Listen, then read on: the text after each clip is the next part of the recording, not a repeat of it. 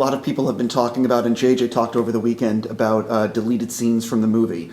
And I guess the Blu-ray, I think he told me, would have like 10 or 20 minutes of added scenes. Fantastic. Yeah, I'm curious for both of you, have you seen a lot of the deleted scenes, or do you remember a lot of stuff, and were you sad to see something go?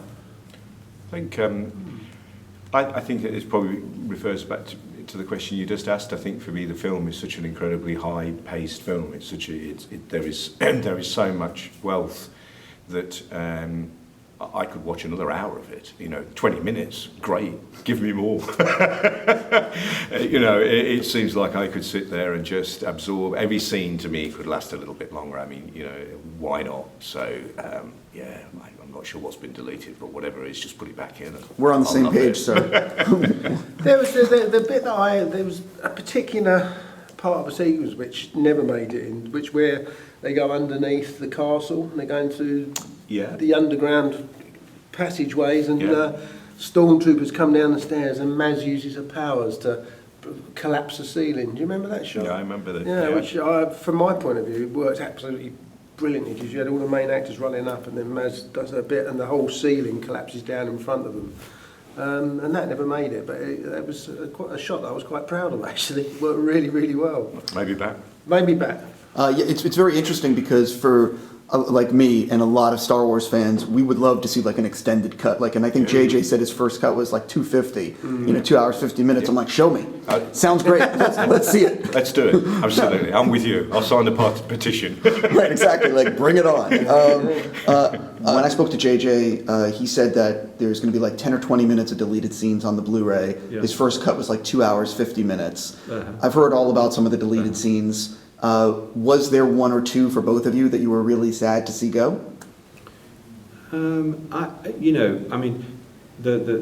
great thing about, when you make a movie, you just want to make sure that every shot counts, and, every shot has that kind of storytelling moment. So, we want the film to be the best it can be, and not too, but I would say that some of the some of the battle stuff that we did, some of the digital, the era dogfighting and stuff like that. I love some of that stuff, and it was so cool. And originally there was a bit more of that, but again, it wasn't necessarily story driven. It was just some cool shots, There was some stuff we did with speed, the speeder chase, that I don't know if you know about that. I heard there was I want to say snow speeder chase. Yeah. That was probably the one significant. I mean, there are probably other scenes, I'm sure, but that was the one thing that I really remember, getting cut out of the movie.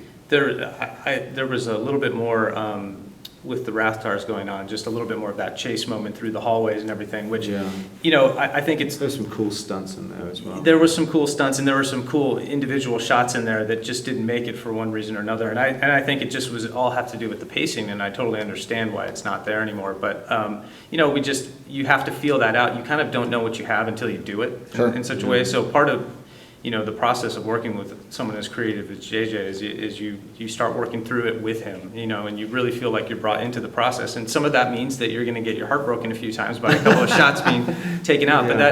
But his philosophy always is what's better for the movie, and he never, it's nothing personal, and it's never like. But if you're hanging on to something just because you think it's a cool shot, it's isn't necessarily making the movie better. Oh no, 100%. We all know why things get deleted. Yeah. It's just interesting because when it's Star Wars and it's deleted, it's another level. Oh, it's always. You know what I mean? It's not just a level. Yeah. And hey, we get that too. But some, we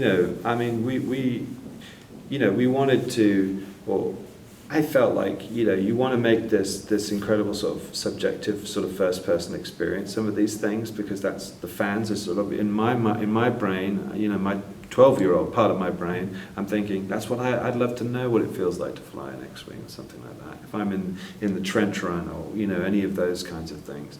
So a lot of that kind of thing was always inspiring my thought, when we were putting these things together, is what really drops you into the movie in that way and really gives you that kind of subjective experience.